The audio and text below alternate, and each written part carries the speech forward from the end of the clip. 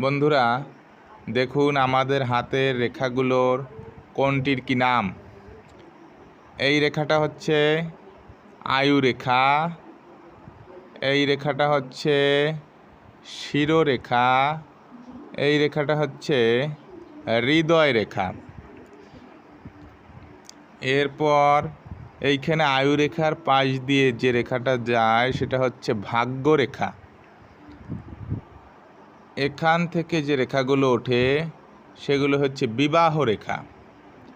এইখানে যে রেখাটা দেখা যাচ্ছে এটা হচ্ছে রবি রেখা। এরপরে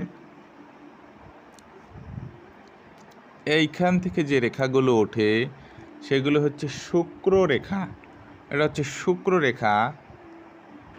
তো বন্ধুরা, আমার ভিডিওটি ভালো লাগলে একটি লাইক সাবস্ক্রাইব করে আমার সঙ্গে থাকবেন। ধন্যবাদ।